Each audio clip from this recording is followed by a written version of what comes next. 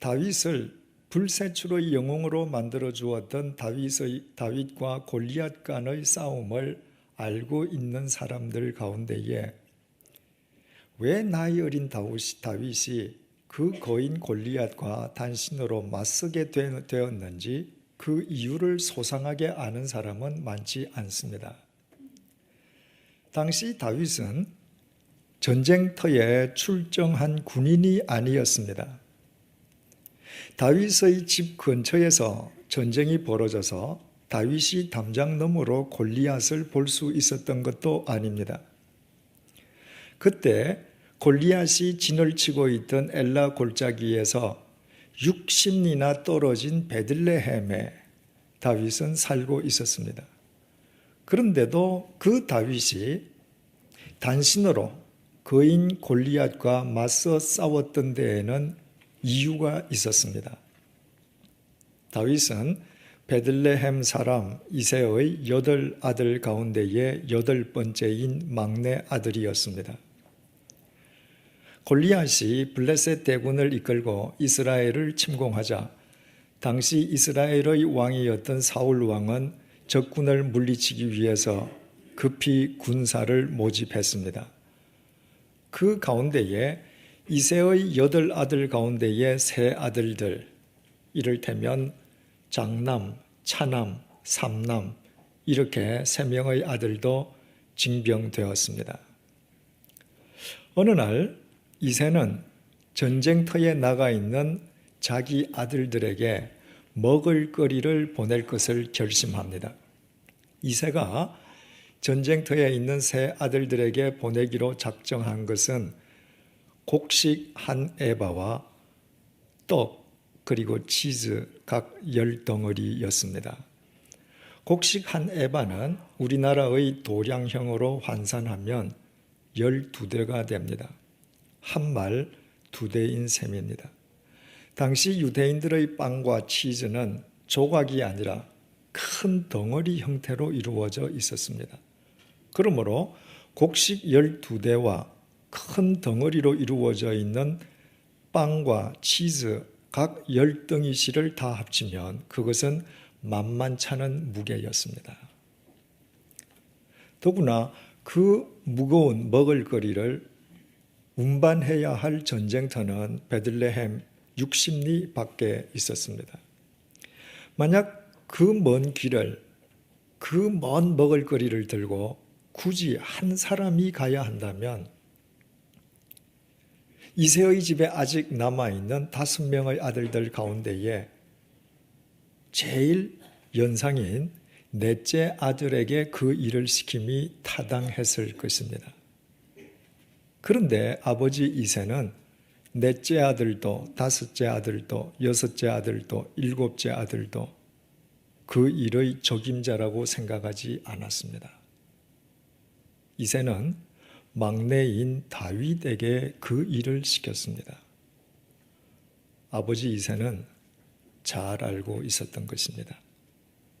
막내 다윗만이 자신이 무슨 일을 시키든 자신의 심부름에 이의를 제기하지 않고 순응하는 아들이라는 것을 알았던 것입니다. 다윗의 입장에서 본다면 그 무거운 먹을거리를 들고 전쟁터로 가라는 아버지의 명령에 얼마든지 불복할 명분이 있었습니다. 아버지, 왜 하필이면 제가 가야 하겠습니까? 저는 아직 나이도 어린데다 들고 가야 할 먹을거리는 너무 무겁고 가야 할 길은 너무 멉니다. 제 위로 형님이 4분이 계시지 않습니까? 형님 가운데에 한 분을 보내시죠. 만약에 다윗이 아버지의 심부름을 피하려고 할 마음만 있었던들 어떤 핑계를 대든 형들에게 그 일을 떠맡기고 말았을 것입니다. 그러나 다윗은 그렇게 하지 않았습니다. 다윗의 일평생을 걸쳐 다윗이 가장 잘한 일, 한 가지만 선택하라면 무엇이 되겠습니까? 아마도 대부분의 사람들은 다윗이 거인 골리앗을 제압해 이긴 것을 꼽을 것입니다. 하지만 조금만 깊이 생각해 보면 그것이 아니라는 사실을 알게 됩니다. 다윗이 일평생에서 가장 잘한 일은 아버지가 그 무거운 먹을거리를 전쟁터에 있는 형들에게 전해주라고 명령했을 때 단 한마디의 이의도 제기하지 않고 예 하고 순종한 것이었습니다. 그때 순종하고 그 무거운 먹을거리를 지고 60리 밖에 있는 전쟁터에 갔기에 다윗은 거인 골리앗을 목격했고 이스라엘을 유린하는 그 적장에게 어느 장군, 어느 병사 한 명 감히 맞서려 하지 않는 이스라엘 군대의 비겁함을 확인했고 그래서 하나님의 영광을 위하여 단신으로 골리앗과 맞음으로 그를 제압하게 된 것입니다.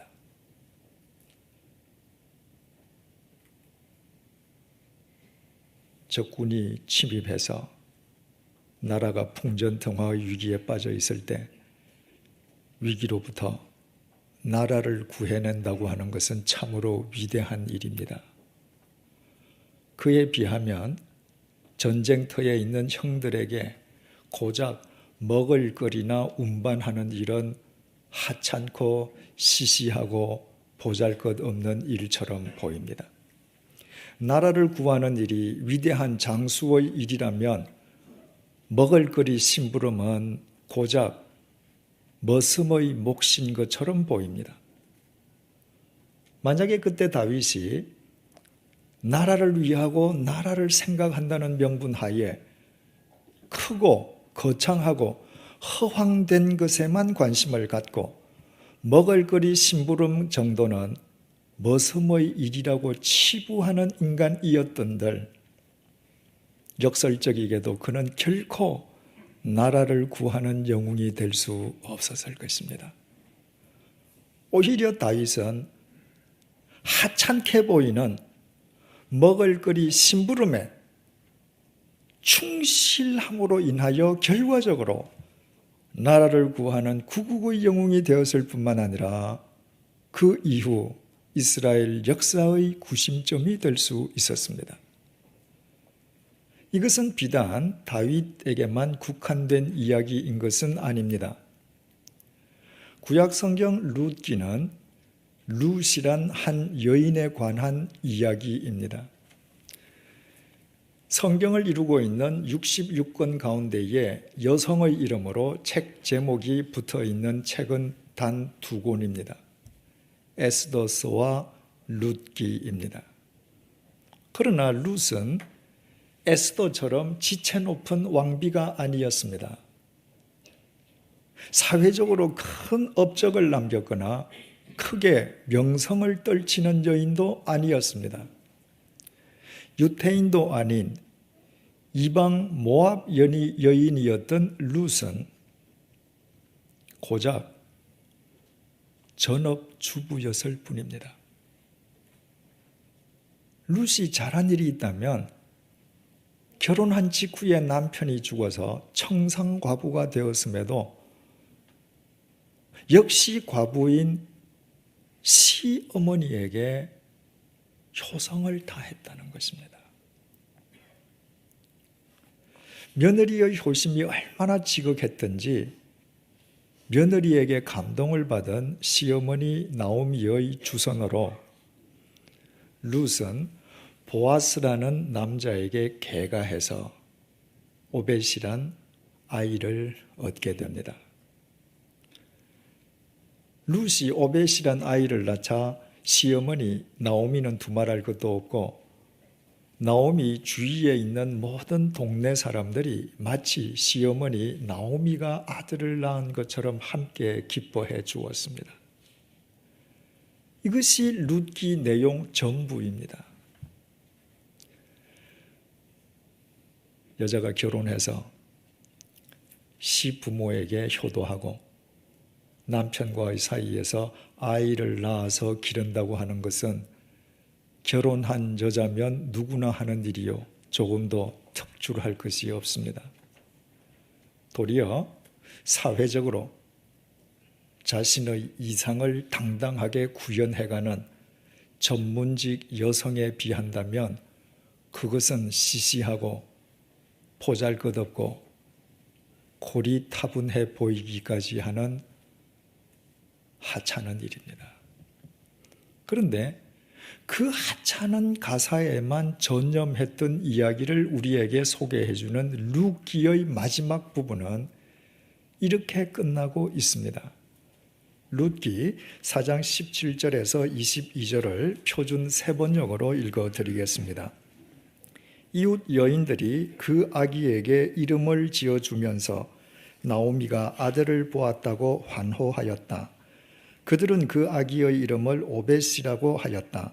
그가 바로 이새의 아버지요 다윗의 할아버지이다. 다음은 베레스의 계보이다. 베레스는 헤스론을 낳고 헤스론은 람을 낳고 람은 암미나답을 낳고 암미나답은 나손을 낳고 나손은 살몬을 낳고 살몬은 보아스를 낳고 보아스는 오벳을 낳고 오벳은 이새를 낳고 이새는 다윗을 낳았다. 지금 룻이 낳은 것은 오벳이란 핏덩이뿐입니다. 그런데도 성경은 바로 그 핏덩이 오벳이 미래에 태어날 다윗의 할아버지임을, 다시 말해서 그 핏덩이 오벳의 손자가 다윗임을 강조하고 있습니다. 그것이 얼마나 중요했던지 아직 태어나지도 아니한 다윗의 이름을 미리 기록한 다윗의 족보를 보여주는 것으로 룻기는 막을 내리고 있습니다. 이미 말씀드린 것처럼 룻은 오직 가사에만 전념했던 전업주부요, 다윗은 골리앗을 제압함으로써 나라를 위기에서 구했던 구국의 영웅입니다.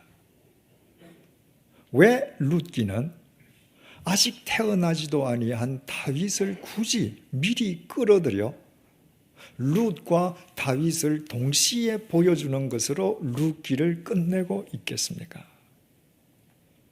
만약에 룻이라는 여자가 주어진 가사, 전업주부의 역할에 충실하지 않았다면 그 시어머니 나오미가 며느리 룻을 보아스라는 남자에게 계가시켜줄 생각도 하지 않았을 것이요, 룻이 보아스에게 계가하지 않았더라면 골리앗을 이기는 다윗도, 이스라엘을 위기에서 구해내는 다윗도 존재할 수 없었을 것임을 우리에게 일깨워주기 위함입니다. 바꾸어 말씀드리면 모든 사람들이 하찮게 여기는 가사에만 한 여인이 평생을 전념해도 그 여인을 통해서 한 나라의 역사에는 얼마든지 새로운 지평이 열린다는 사실을 우리에게 보여주기 위함입니다. 더욱이 룻기 마지막 부분에 소개되어 있는 다윗의 족보는 신약 마태복음 1장에 이르러 예수 그리스도의 족보로 이어지고 있습니다. 하나님의 역사는 절대로 겉으로 드러나 보이고 큰 일을 하는 것처럼 보이는 소수의 사람들에 의해서만 완성되는 것이 아닙니다.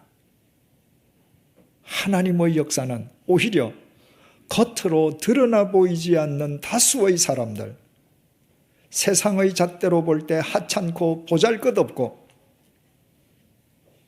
대수롭지 않아 보이는 일에 자신의 생을 걸고 최선을 다하는 다수의 사람들에 의해 완성됩니다. 이것이 하나님의 법칙이요. 그래서 하나님은 공평하신 분이십니다. 그렇다면 우리는 여기에서 교만과 겸손의 참된 의미를 알게 됩니다. 교만은 작은 일의 가치를 무시하고 업신여기는 것입니다.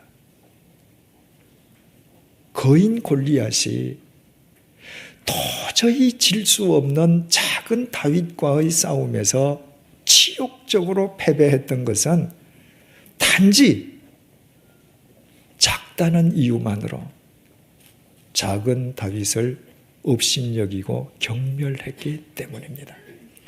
한마디로 골리앗이 교만했기 때문입니다. 하나님께서 잠언서 16장 18절을 통해서 이렇게 말씀하시지 않았습니까? 교만은 패망의 선봉이요 거만한 마음은 넘어짐의 앞잡이니라. 따라서 거인 골리앗이 작은 다윗을 결코 이길 수 없었던 것은 이 세상 그 누구도 거스를 수 없는 하나님의 법칙이었습니다. 그 반면에 겸손은 작고 하찮아 보이는 일의 절대적인 가치를 알고 자기 삶으로 실천하는 것입니다. 한 방울의 물들이 모여 시내를 이루고 시내가 모여 강이 되고 강이 모여 바다를 이룹니다. 망망대해도 하찮고 보잘것없어 보이는 물 한 방울부터 시작되는 것입니다. 그 물 한 방울의 가치를 아는 것.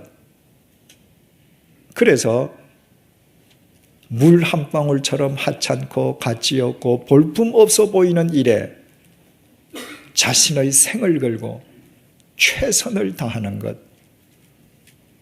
그것이 바로 겸손입니다. 하나님께서 잠언서 15장 33절을 통해서 이렇게 말씀하셨습니다.